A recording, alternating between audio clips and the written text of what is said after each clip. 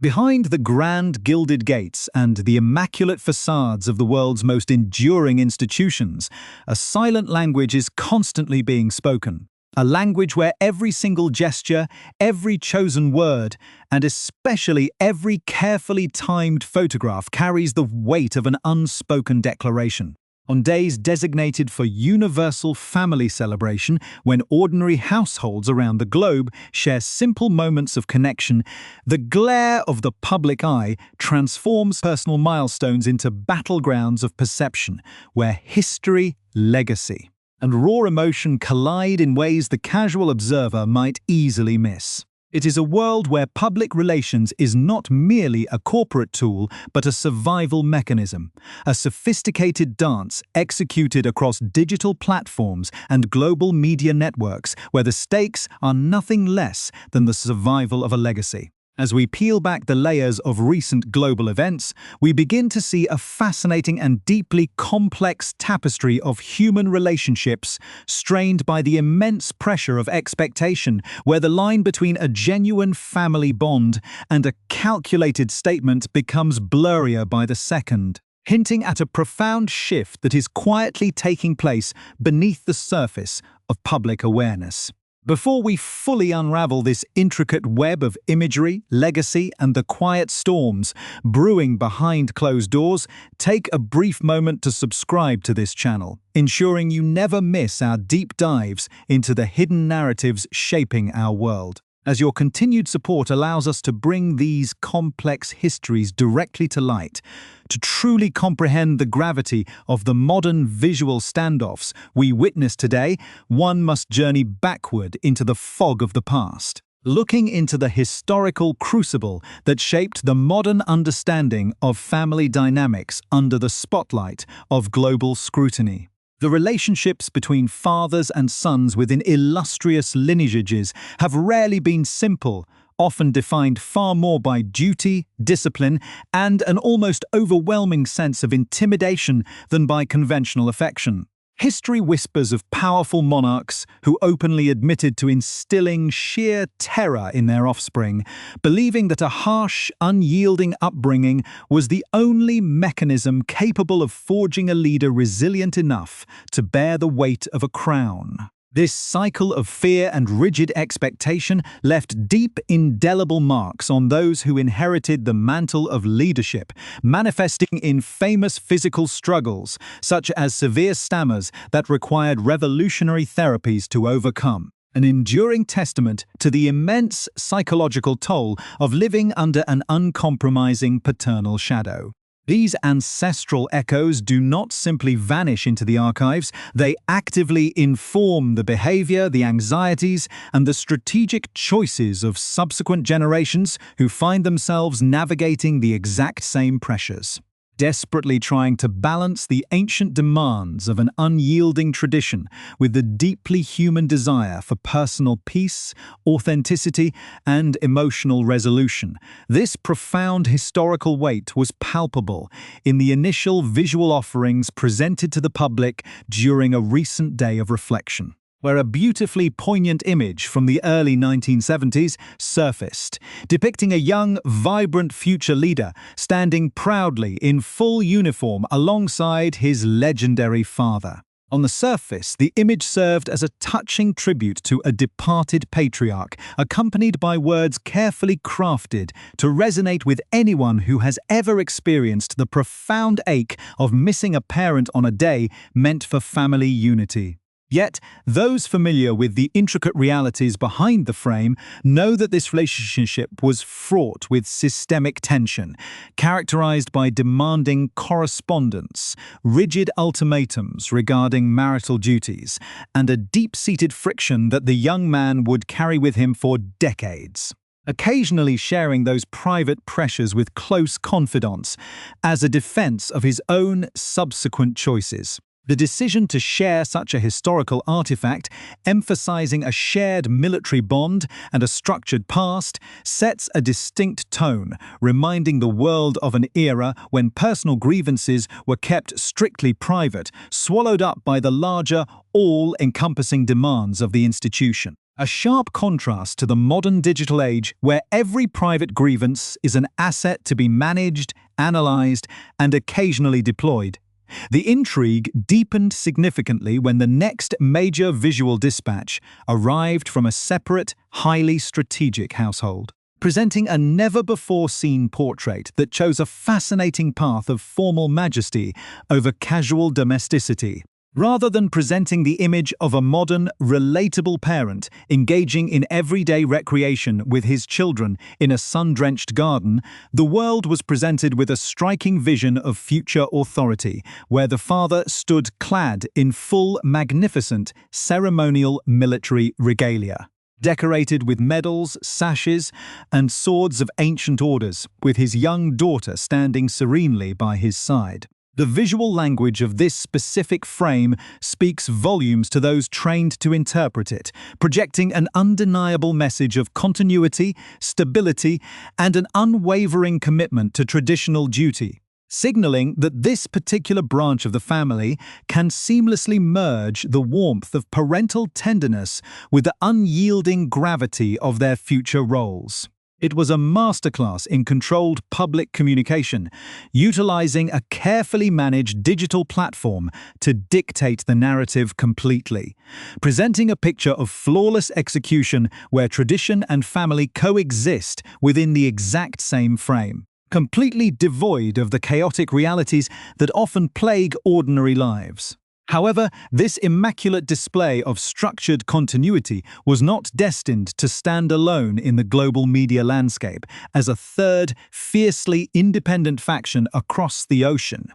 prepared to drop their own visual counterweight into the arena, waiting deliberately for the perfect moment to strike back with an entirely antithetical message of freedom, casual modernism, and domestic bliss. This impending collision of imagery reveals a much deeper, underlying friction within the modern legacy, setting the stage for a spectacular, high-stakes clash of philosophies, lifestyles, and long-term intentions that promises to reshape the public perception of this historic family forever, leaving audiences around the world suspended in an atmosphere of intense anticipation as the true motivations behind these competing narratives begin to slowly rise to the surface. The media landscape, already vibrating with the polished gravity of the formal portraits, experienced a sudden and calculated shift when the third image materialized from across the Atlantic,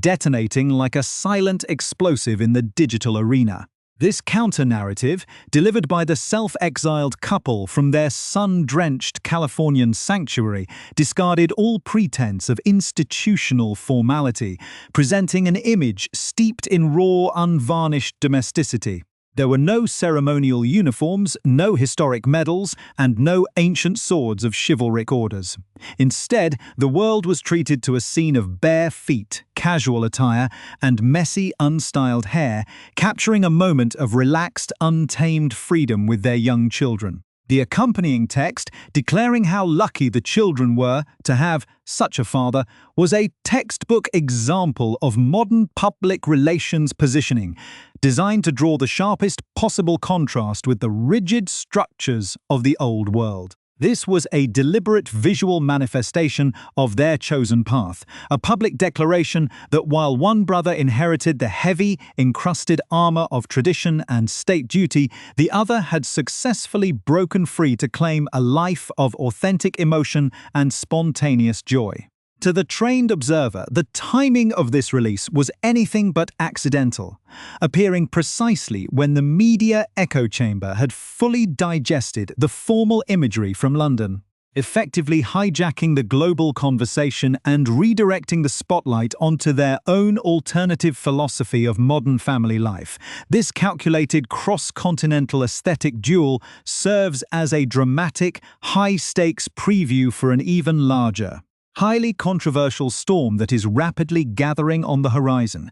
one that promises to fundamentally disrupt the established order. For months, whispers and leaks from high-level sources have hinted at a massive, full-scale rehabilitation strategy engineered to facilitate the return of the exiled prince and his family to their native soil for a series of high-profile summer events. To understand this impending visit as merely a casual, short-term family trip is to completely misunderstand the profound institutional tectonic shifts occurring behind the scenes, where an agonizing civil war is being waged over the legacy and future direction of the entire family. The upcoming visit, scheduled to center around a major milestone for a global wounded veterans sporting initiative, is being used as a powerful narrative shield, allowing the couple to return under the banner of indisputable good works and international charity. What has sent shockwaves through the corridors of power, however,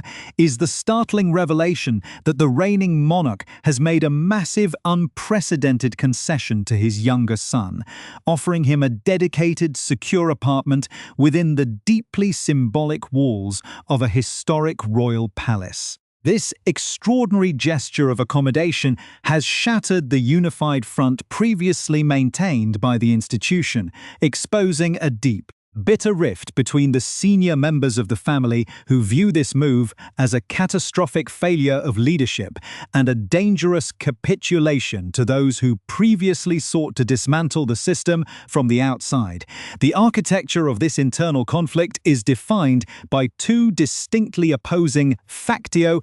tenes within the palace walls. A classic confrontation between the diplomatic doves and the unyielding hawks.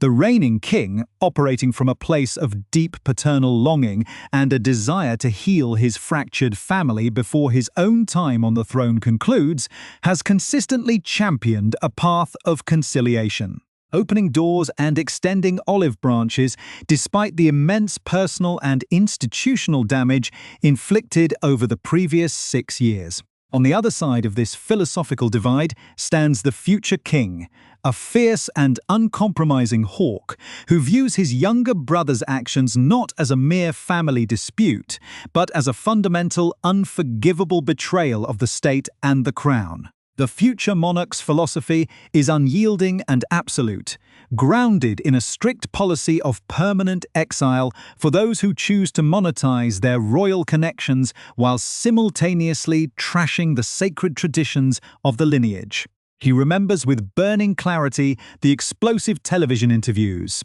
the deeply personal and mocking revelations published in global best-selling memoirs, and the relentless stream of media content that painted the historic family as cold, calculating, and inherently flawed. For the heir to the throne, allowing the exiled couple to simply step back into the fold, to occupy a palace apartment, and to leave their personal belongings within the secure walls of the state is an existential threat to the integrity of the monarchy, establishing a perilous precedent that suggests betrayal can be easily forgiven if the public relations pressure is sufficiently intense.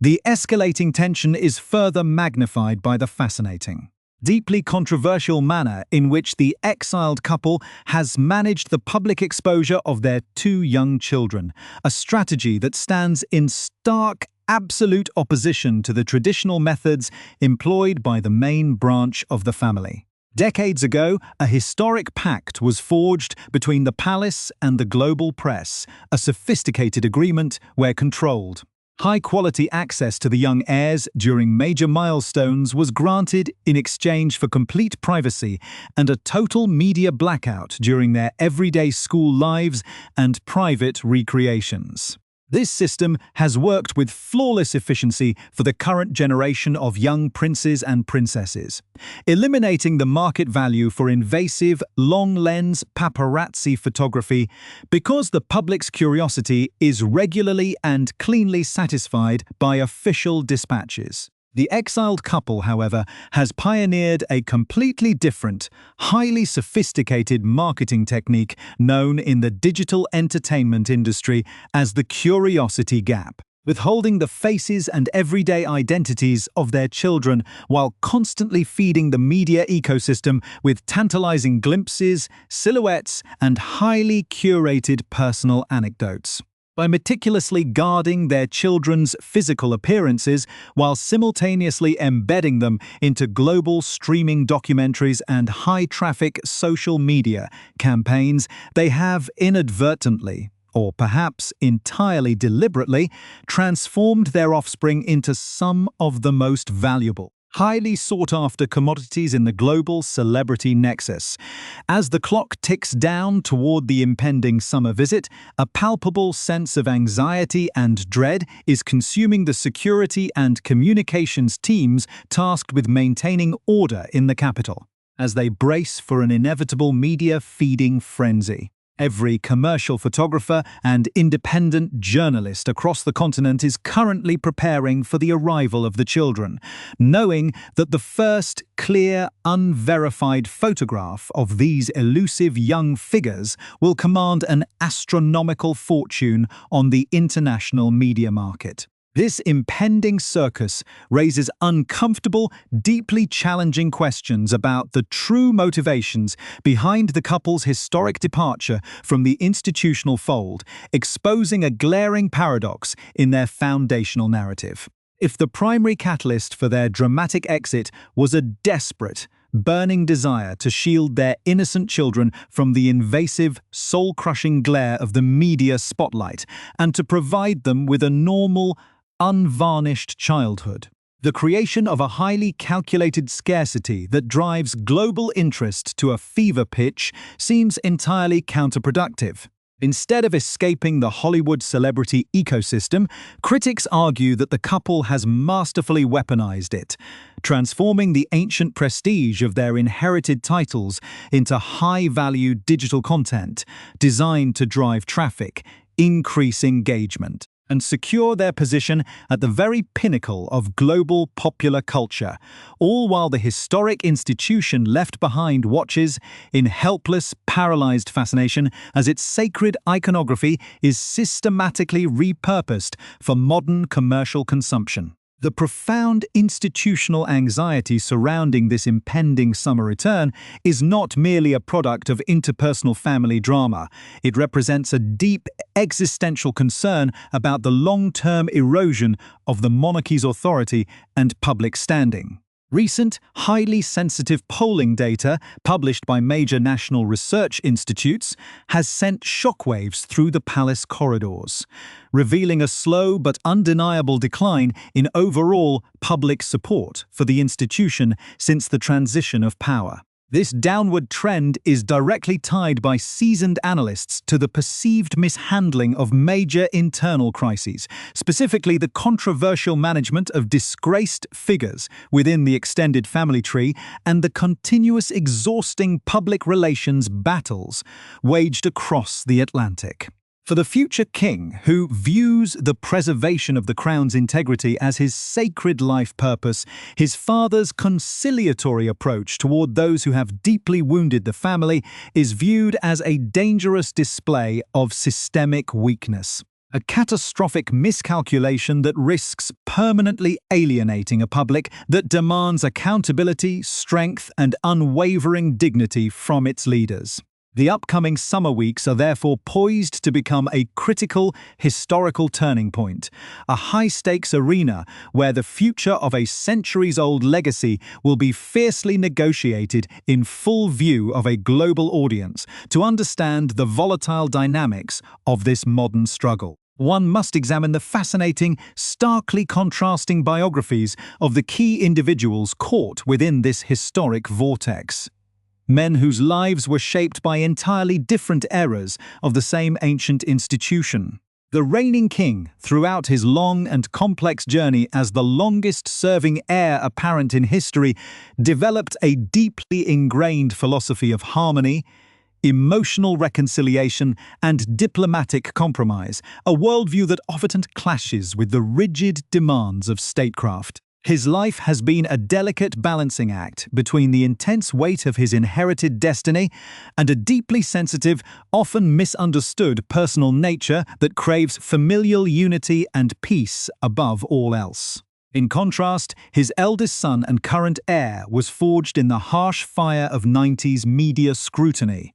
an experience that left him with an unyielding protective armor and a fierce, absolute dedication to the preservation of institutional boundaries. Having witnessed firsthand the destructive power of uncontrolled personal narratives, the future king has developed a philosophy of absolute zero tolerance for anyone who violates the sacred trust of the crown, believing that the survival of the monarchy depends entirely on its adherence to duty, discipline, and a clean, unambiguous separation from the commercial entertainment complex. Meanwhile, the younger, exiled brother has constructed an entirely alternative biography, transforming himself from a frustrated, secondary royal figure into a global cultural icon, deeply embedded within the high-stakes world of international multimedia entertainment. His journey, heavily influenced by the tragic legacy of his late mother,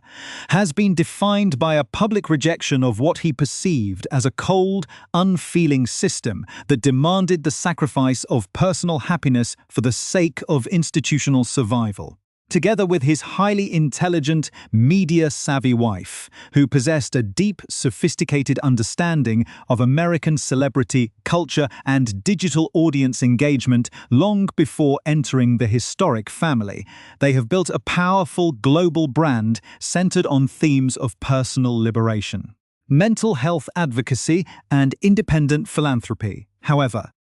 this massive transition has come at an immense personal and institutional cost, involving the systematic, public dismantling of their relationships with almost every single member of their respective families, creating a complex paradox where they champion universal empathy and emotional healing on the global stage while living in a state of permanent, bitter estrangement behind closed doors. This intricate web of competing motivations and historical baggage will collide in a deeply symbolic manner during the upcoming summer visit, as the public focus shifts toward a highly charged, deeply personal location that lies far beyond the gilded gates of London's royal palaces. Reports have surfaced that a historic ancestral estate in the English countryside, the magnificent final resting place of the late global icon Princess Diana, has completely blocked out its public booking calendar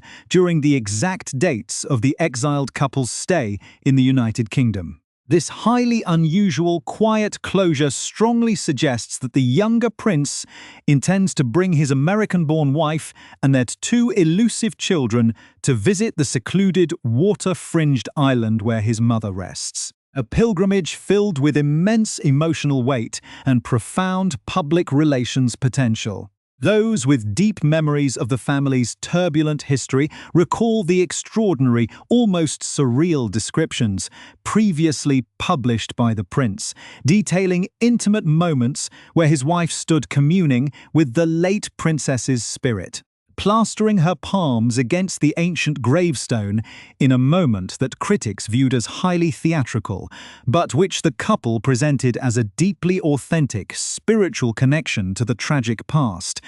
by anchoring their modern return to the enduring, globally resonant mythos of the late Princess of Wales. The exiled couple is executing a masterful, highly sophisticated narrative strategy designed to bypass the institutional authority of the current king and the future monarch. They understand completely that the memory of the late princess remains an incredibly potent, emotionally volatile force in the hearts of the global public, a symbol of authentic, rebellious humanity that stood in stark opposition to the cold, rigid structures of the palace establishment. By positioning themselves as the true, legitimate heirs to her rebellious legacy, wrapping their modern commercial ventures and public appearances in the sacred armor of her memory, they create a powerful counterweight to the formal majesty of the state. This strategy leaves the senior members of the family